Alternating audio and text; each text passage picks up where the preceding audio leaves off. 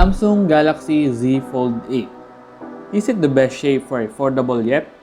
You say you need your space, then pull me close. I read your silence, louder than most. One day you're warm, the next day you're cold. Got me second. After years of refining the Fold series, Samsung has finally introduced a major redesign with the Galaxy Z Fold8. It's thinner, lighter, easier to hold, and now features a more practical 4:3 aspect ratio. But are these changes enough to make it the best foldable design yet? Let's find out. Before we dive into the specs, let's talk about the biggest change.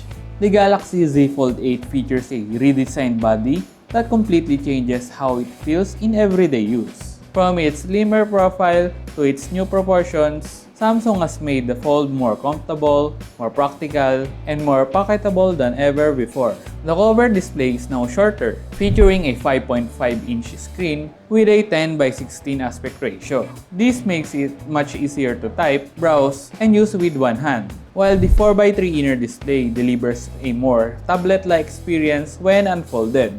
I personally love the new aspect ratio. Even though I only got to try the Galaxy Z Fold8 during Samsung's media preview, I can already see myself using it as my daily driver. The new proportions make it feel much more natural in the hand, while still giving you a large display whenever you need it. More importantly, this is where the Fold8's versatility really shines. You can use it as a regular smartphone throughout the day, then unfold it into a tablet for multitasking, reading, editing documents, or watching content. It easily adapts to different situations, and that's exactly what makes a foldable worthwhile. I also think this is the best shape for a foldable yet. Many foldable phones have a tall, narrow cover screen paired with a nearly square inner display, which can sometimes feel awkward. With the Galaxy Z Fold8's new proportions, the inner display feels much more like a proper tablet, making it better suited for productivity, entertainment, and everyday use. The crease is still visible, and I understand that it may still bother some people who are new to foldables. However,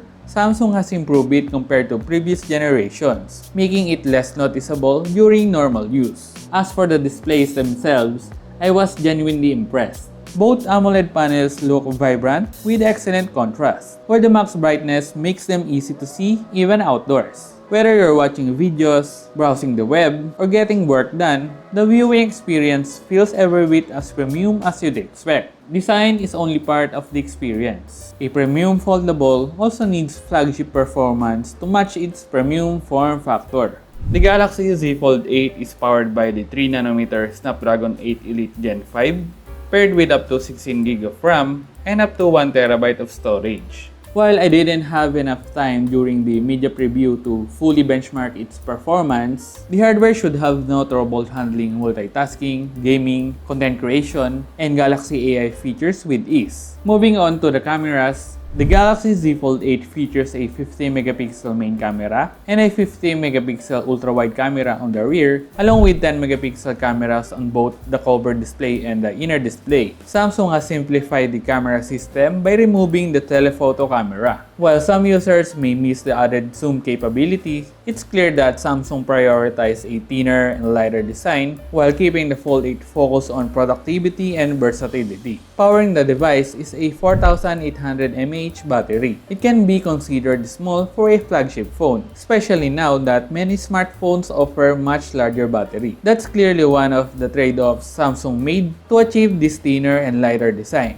The Galaxy Z Fold8 also supports 45 watts wired fast charging and 20 watts wireless charging. So here in the Philippines, the Galaxy Z Fold8 starts at 109,990 pesos for the 256GB variant. It's certainly a premium priced device, but for users who love this form factor and want the flexibility of having both a smartphone and a tablet in one device, it makes a compelling option. So, is the Galaxy Z Fold8 the best shape for a foldable yet?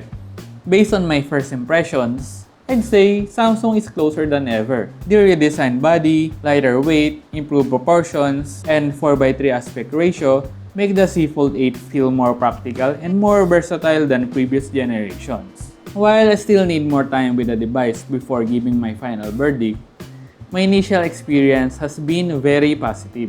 If budget is not an issue and you're looking for one of the most refined foldable smartphones available today, the Galaxy Z Fold8 is definitely worth considering. So, are you buying the new Samsung Galaxy Z Fold8? Let me know in the comments. This is Dan, and I'll see you in the next one. Let's go!